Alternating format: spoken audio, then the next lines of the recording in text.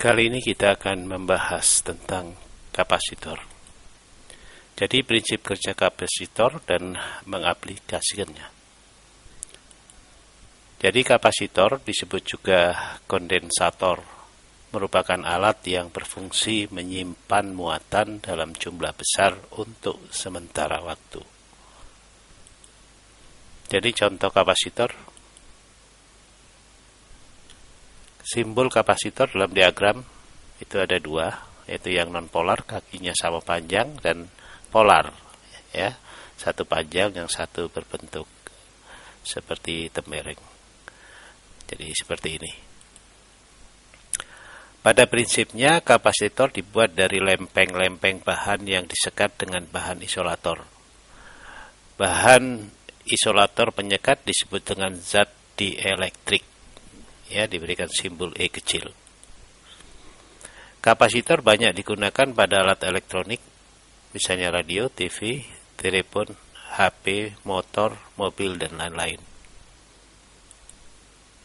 Ini bentuk kapasitor dalam bentuk plastik, mika, kertas, keramik, kapasitor variabel, dan ini keramik. Jadi kalau dibuka dalam kapasitor itu seperti ini. Ini dihubungkan dengan kutub negatif sumber tegangan, ini dihubungkan dengan kutub positif sumber tegangan. Ini ada dielektrik di dalamnya, ini ada lempeng logam, ini di permukaan ini ada lempeng aluminium, dan ada insulator plastik. Jadi jenis kapasitor polar atau terkutub, ini kode untuk plus dan min, yang plus disebut anoda, yang min disebut katoda, simbol diagramnya seperti ini.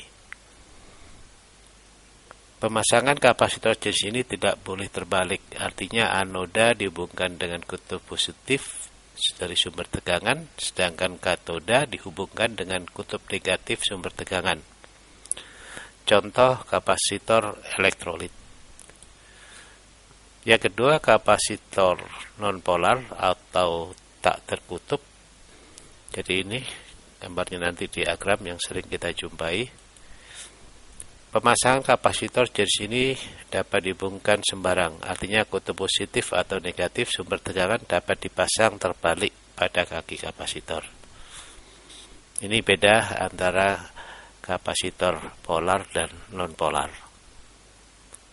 Bagaimana kapasitas kapasitor? Jadi kemampuan menampung muatan dari kapasitor. Jadi kapasitas kapasitor adalah perbandingan besar muatan listrik yang dapat disimpan. Tiap satuan beda potensial bidang-bidangnya. Dirumuskan C sama dengan Q per V.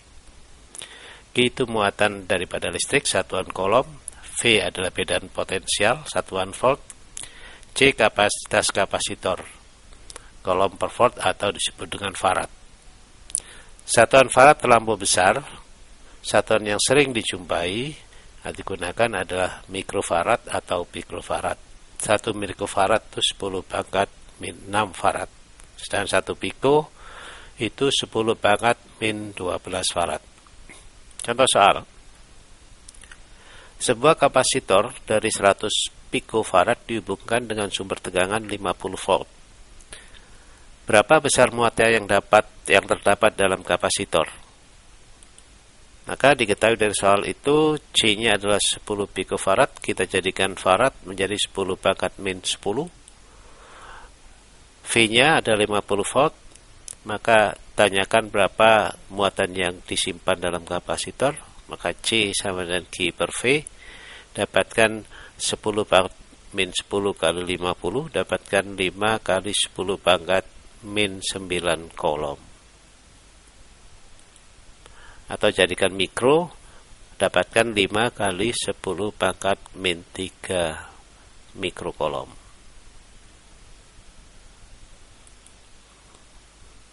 Menentukan energi yang tersimpan di dalam kapasitor yang bermuatan. Jika kapasitor diberi muatan, sesungguhnya yang terjadi ialah pemindahan muatan listrik dari satu bidang kapasitor ke bidang lain. Untuk itu diperlukan usaha yang diberikan untuk memindahkan muatan disimpan di dalam kapasitor itu sebagai energi. Jadi seperti ini disimpan. Ini proses penyimpanan muatannya. Energi yang tersimpan dalam kapasitor dirumuskan E sama dengan setengah Q kali V, atau E sama dengan setengah CV kuadrat, atau bisa E sama dengan setengah Q kuadrat per C. Maka kalau dibuat diagramnya merupakan segitiga. Ya, ini kan segitiga itu luas alas kali tinggi kali setengah. Jadi seperti ini adalah Q, ini adalah V.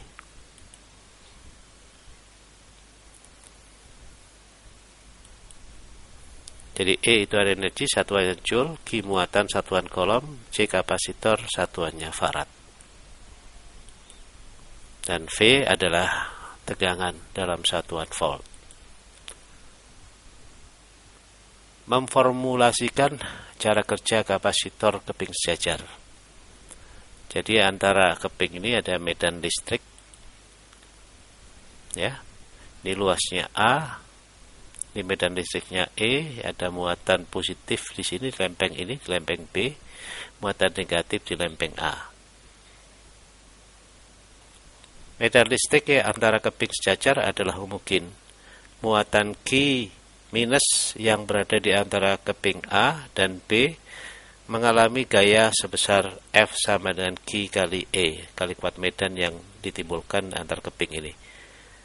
Jika muatan itu pindah dari permukaan keping B ke A tanpa percepatan, diperlukan gaya F aksen yang besarnya sama dengan gaya kolom F tetapi arahnya berlawanan.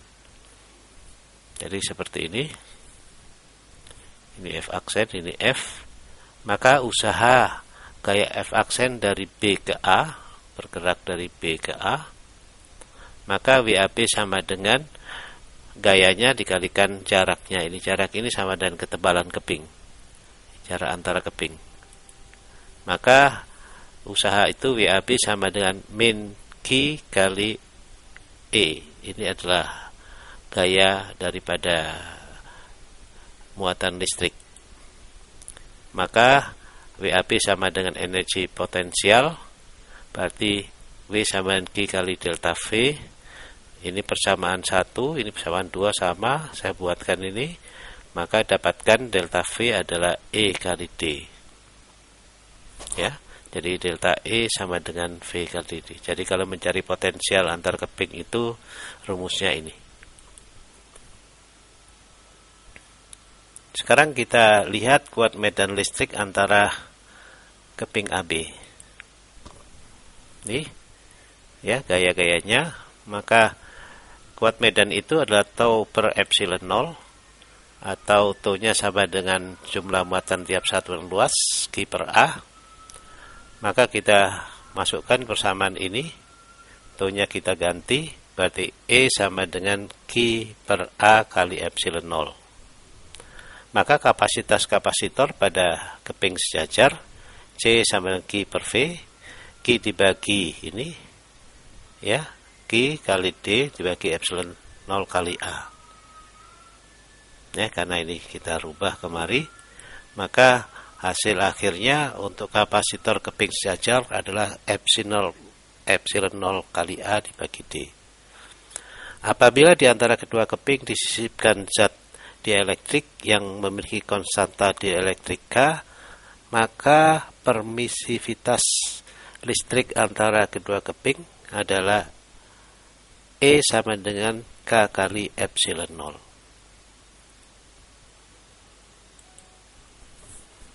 Di mana kapasitas kapasitor sekarang rumusnya bisa kita rubah menjadi C sama dengan epsilon A dibagi D. Ya, dari sini kita ganti E-nya dengan nilai ini menjadi K kali epsilon 0 kali A bagi D. Ini untuk keping sejajar. Ini diisi dengan dielektrik, ini jarak antar kepingnya D. Maka keterangan dari rumus di atas, C itu kapasitas kapasitor farad, epsilon 0 adalah permitivitas listrik udara atau ruang hampa, A-nya ada luas bidang kepingnya meter persegi, D jarak antara keping dalam satuan meter, K konstanta dielektrik zat, E adalah permitivitas listrik medium zat, jadi selain udara.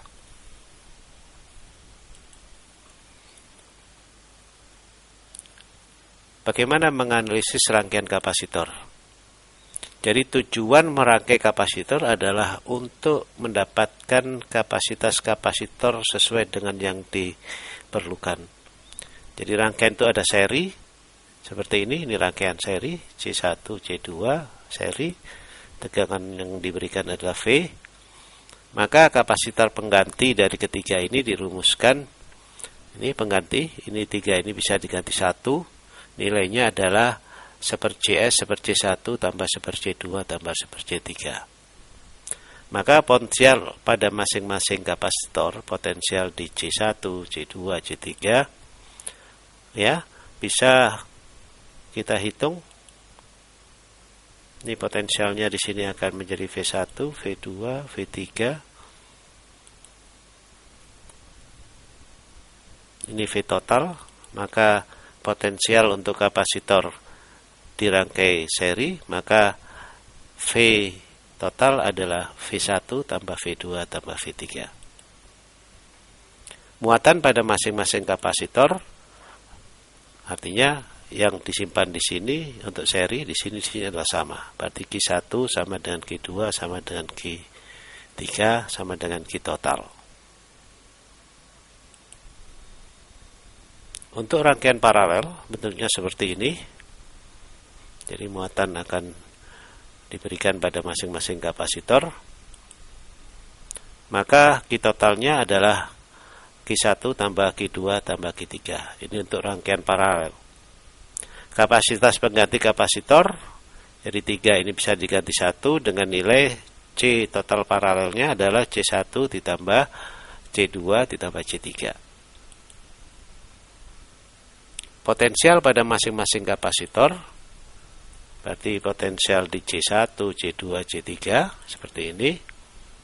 Maka ini dapatkan V1, V2, V3 ternyata sama. Jadi kalau di sini diberikan potensial adalah 12 volt, di sini 12 volt, 12 volt, 12 volt.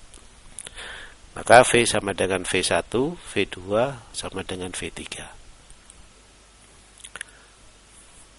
Rangkaian campuran seri paralel, caranya maka sederhanakan dulu rangkaian terluar. Ini terluar, ini paralel.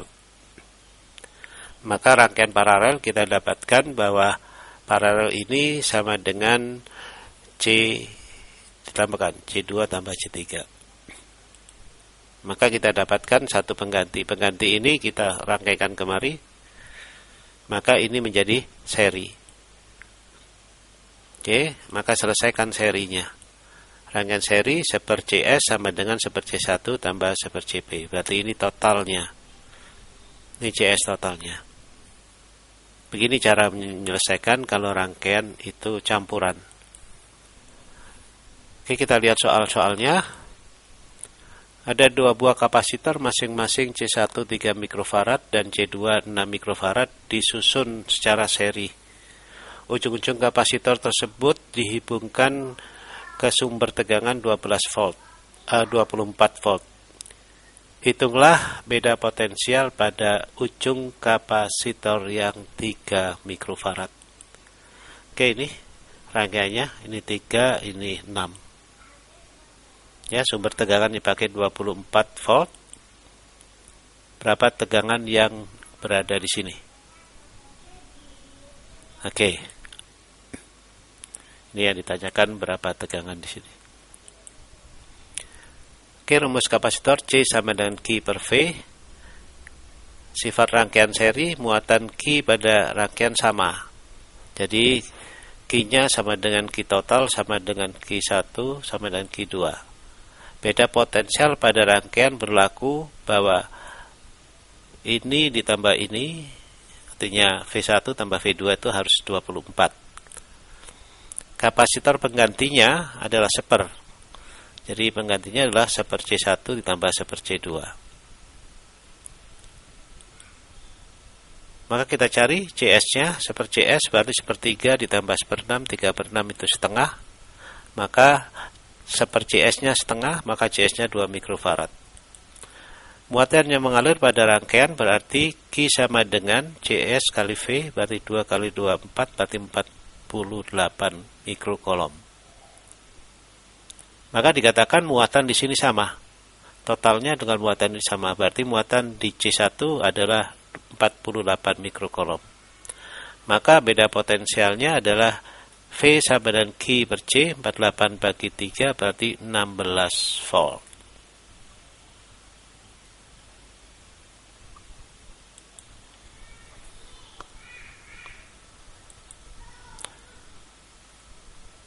Soal berikut, perhatikan gambar rangkaian di bawah ini. Seperti ini paralel, ini di seri. Ya, paralel di seri. Jika C1 adalah 4 mikrofarad, C2 6 mikrofarad, C3 2 mikrofarad, dan C4-nya adalah 8 mikrofarad. Hitung kapasitas pengganti rangkaian, muatan pada masing-masing kapasitor. Oke, diketahui di soal C1-nya 4 mikrofarad, C2 6 mikrofarad, C3 2 mikrofarad, C4-nya 8 mikrofarad, dan sumber tegangan yang diberikan adalah 90 volt. Oke, ditanyakan berapa C total.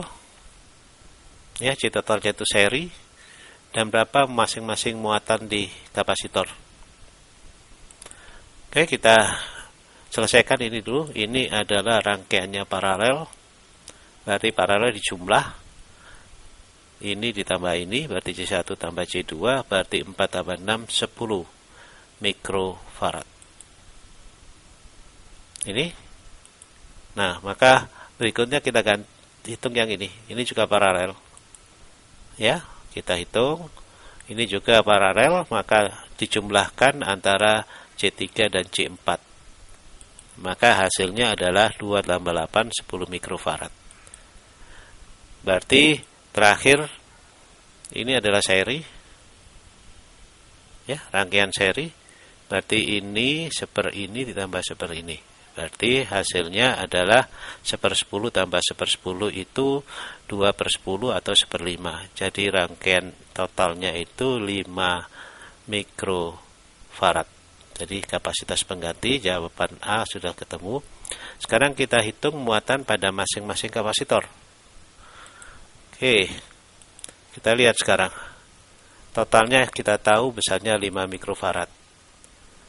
Muatan yang berasal dari sumber tegangan dapat dihitung dengan rumus CS sama dengan GS per V, berarti muatan totalnya QS sama dengan CS kali V, berarti 5 kali 90 adalah 450 kolom. Nah, kita lihat bahwa ini terdiri dari seri ini. Ya, berarti ini seri. CP1 dan CP2 seri menurut sifat rangkaian muatan yang ada pada masing-masing kapasitor sama dengan muatan yang berasal dari sumber tegangan. Berarti CP1 ini ya sama dengan Q totalnya. Ya, sama dengan 450 mikrokolom. Berarti di sini 450, ini 450. Kita tahu bahwa sini adalah seri. Di sini ini adalah paralel. Ini ada C1 dan C2. Muatan pada C1 dan C2 dapat dihitung bahwa Q1 sama dengan C1 kali V1, Q2 sama dengan C2 kali V2. Karena rangkaian paralel potensialnya sama. Jadi potensial saya hitung di sini sama dengan potensial di sini sama dengan potensial di sini. Maka kita hitung VP1 pada potensial di sini adalah QP1 dibagi CP1. 450 dibagi 10 dapatkan 45 volt. Maka Q1 sama dengan C1 kali V1, 4 kali 45, 180 mikrokolom. Q2 karena potensialnya sama, lihat ini, ya, berarti C2-nya 6 kali 45 720. Kemudian kita lihat yang di CP2. Di CP2 ini ada C3, ada C4. Karena paralel potensialnya sama. Maka dengan cara yang sama dapat dihitung CP2 adalah QP2 dibagi CP2 450 dibagi 10 adalah 45 volt. Maka Q3 C3 kali V3 berarti 2 kali 45. Ya, karena ini paralel berarti totalnya ini CP ini sama dengan V3 sama dengan V4. Di sini juga berarti C4 8 kali 450 360. Soal berikut, sebuah kapasitor mempunyai luas bidang 2 cm persegi dan jarak kedua kepingnya 0,2 cm. Apabila muatan masing-masing bidang adalah 4,425 mikrokolom dan permitivitas listrik udara adalah 8,85 10⁻12. Tentukan yang pertama, kapasitas kapasitor apabila di antara kedua keping disisipkan mika yang memiliki konstanta dielektik 5, jadi K-nya 5. Yang kedua, berapa beda potensial antara kedua bidang keping? Seperti ini. Diketahui dalam soal A-nya adalah 2 cm persegi atau 2 kali 10⁻4 meter. Tebalan ini 0,2 cm, 2 kali 10⁻³ dan Q-nya adalah 4,425 mikrokolom. Saya jadikan kolom 4,42 kali 10⁻6 kolom. Epsilon 0-nya diketahui 8,85 10⁻12, K-nya 5. Ditanyakan berapa kapasitasnya, B, tegangan di antara kedua keping ini.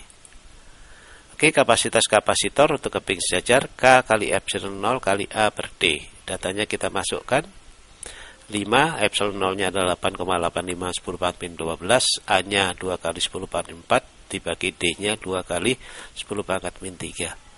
Maka hasil akhirnya dapatkan kapasitornya ini mempunyai kapasitas 4,425 picofarad. Berapa besarnya beda potensial? C sama dengan Q per V, maka V adalah Q per C. 4,425 kali 10⁻6 dibagi 4,425 10⁻12 dapatkan 10⁻6 volt. Soal berikut, sebuah kapasitor memiliki kapasitas 600 mikrofarad dihubungkan dengan sumber tegangan 100 volt. Hitunglah ya, A, muatan pada kapasitor, B, energi listrik yang tersimpan dalam kapasitor.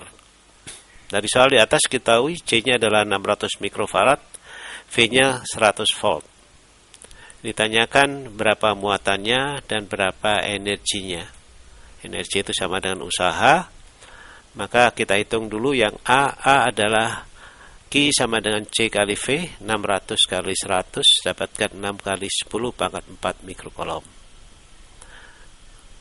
Atau kalau jadikan kolom adalah 6 kali 10⁻2 kolom. Bahwa besarnya energi adalah usaha setengah Q kali V, dapatkan setengah kali 6 10⁻2 kali voltnya adalah 100 ya, karena untuk menghitung joule itu ini satuannya harus kolom. Maka dapatkan 3 joule. Sampai di sini pembahasan kita.